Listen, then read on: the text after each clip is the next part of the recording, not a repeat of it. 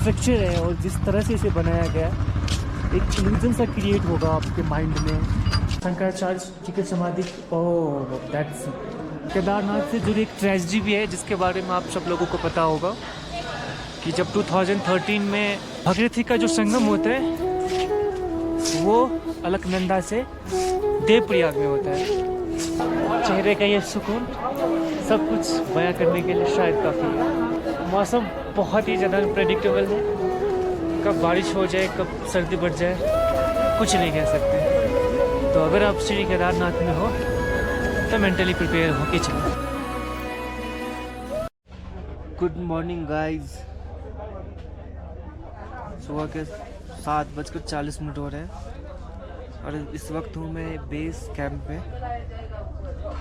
Actually रात में पूरी रात चढ़ाई होती रही, काफ़ी ज़्यादा थक गया था, बारिश हो रही थी, ऑलमोस्ट 13 से 14 घंटे की ट्रैकिंग चलती रही और फाइनली हुआ मेरे साथ प्रॉब्लम। एक और ये भी हुआ था कि बारिश में ना मेरे जो शूज़ थे वो पूरे गीले हो गए थे। इनफैक्ट मेरे जुराब में भी पानी चला गया था और ठंड इतना ज़्यादा लग रहा था, मतलब मैं क्या ही बताऊँ।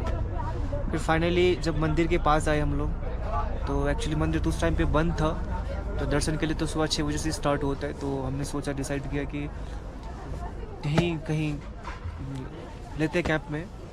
बाकी आपको इस तरह की कैंप मिल जाएगी यहाँ पे अगर आप कैंप में स्टे करते हो, और इसका किराया आपको मिलेगा 500 रुपीज़ पर पर्सन। बाथरूम और टॉयलेट आपको शेयरिंग मिलेगी। बाकी अगर आपको गर्म पानी चाहिए तो इसके लिए आपको एडिशनल 50 रुपीज़ पे करने होंगे।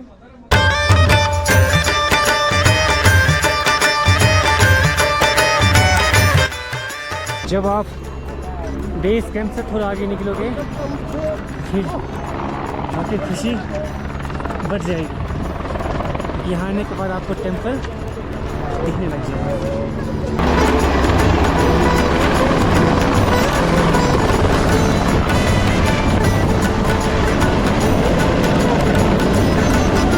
अगर आप यहाँ आते हो केदारनाथ में, बिल्कुल नियर बाय टेम्पल आपको HDFC बैंक का ATM मशीन भी मिल जाएगा, तो आप यहाँ से पैसे विड्रॉल कर सकते हो इन केस अगर आपको कैश की ज़रूरत पड़ती है तो।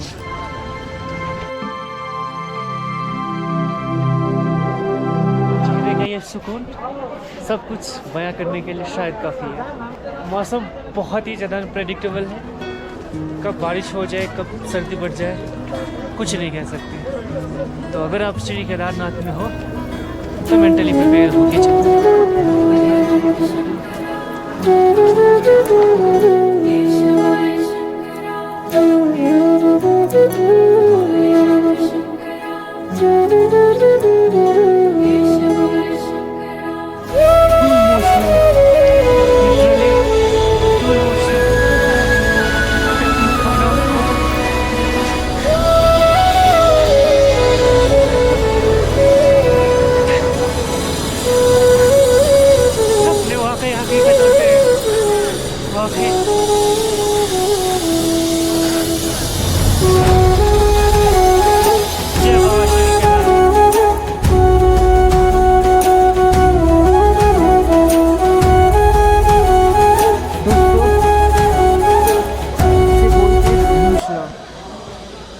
केदारनाथ से जुड़ी एक ट्रेजेडी भी है जिसके बारे में आप सब लोगों को पता होगा कि जब 2013 में मंदाकिनी नदी में बाढ़ आई थी और बाढ़ का पानी केदारनाथ में घुस गया था, तो उस वक्त एक तक्षशिला, जिसे भीमशिला के नाम से हम जानते हैं, ये आके मंदिर के ठीक पीछे आके रुक गया था और फ्लड वाटर यहाँ से स्प्लिट हो गया था 2 भाग में, जिसकी वजह से मंदिर जो है बच गया था और लोग इसे पूजते हैं। मंदाकिनी वही नदी है जो केदारनाथ मंदिर के ठीक पीछे से होके आता है, आप देख रहे होंगे। श्री केदारनाथ के जो पीछे का जो पहाड़ आपको दिख रहा होगा सफ़ेद, ऐसा लग रहा है जैसे कि बर्फ़ के चादर में ढकी हुई हो। यहीं से मंदाकिनी नदी जो है वो बह के आती है और रुद्रप्रयाग में ये नदी अलकनंदा नदी से मिलती है। अलकनंदा जो कि बद्रीनाथ से ठीक 2 से 3 किलोमीटर डायरेक्ट मॉर्निंग जगह है जहाँ शायद एक सोनपत ग्लेशियर है, अगर मैं सही प्रोनाउंस कर रहा हूँ तो, वहाँ से होके निकलता है। और रुद्रप्रयाग में जो अलकनंदा नदी है उनसे जाके मिलती है, और ये नदी उनकी सहायक नदी बनती है। फिर वो नदी जब बाहर आगे निकलती है तो देवप्रयाग में जाके भागीरथी से मिलती है, और वहाँ से हम उसे श्री मतलब गंगा जी के नाम से बुलाते हैं। तो भागीरथी का जो संगम होता है वो अलकनंदा से देवप्रयाग में होता है। बाकी केदारनाथ की हिस्ट्री बहुत बड़ी है, इनके बारे में शब्दों में हम बयान नहीं कर सकते हैं। कई अलग अलग थ्योरीज़ है। कुछ लोगों का मानना है कि पांडव ने इसे बनाया था, कुछ लोगों का मानना है कि शंकराचार्य ने बनाया था।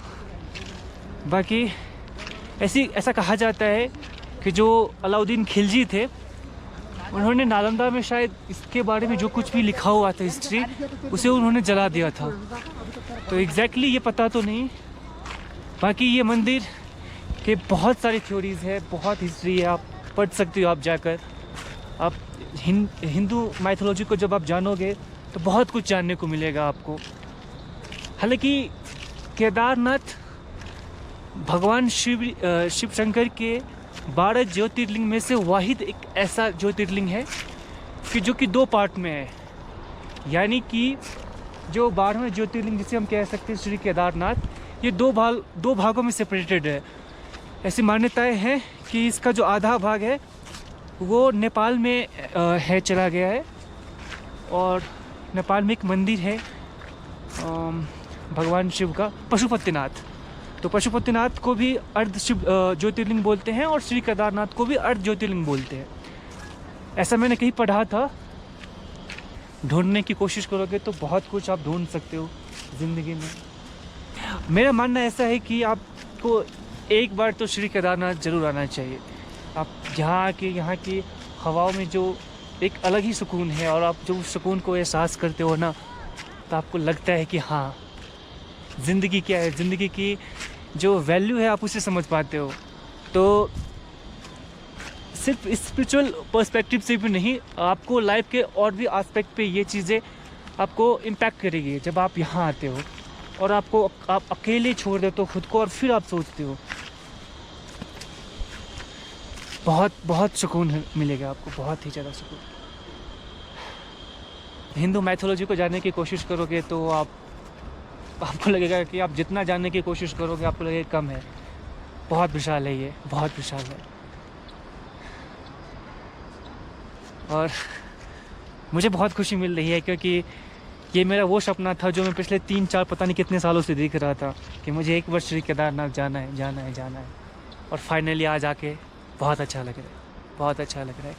अभी आपको ये ग्लेशियर ढका हुआ मिल रहा होगा, क्योंकि बादल ने इसको कवर कर लिया। यही वो जगह है, यहीं से बाढ़ का पानी आया था।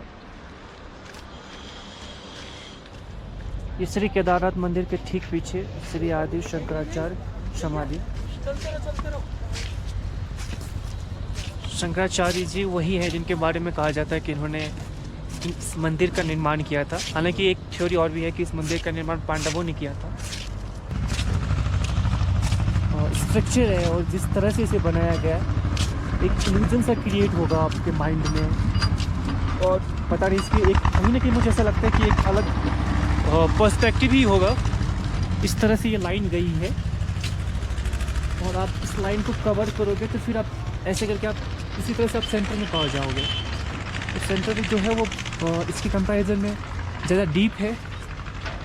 तो ऐसा करने के पीछे क्या मोटिव हो सकता है ये मुझे नहीं पता, पर कुछ ना कुछ मोटिव तो रहा होगा। बाकी ऐसे ही आज आप लोगों से बात करने का मन किया, सोचा कुछ फैक्ट्स बताऊं।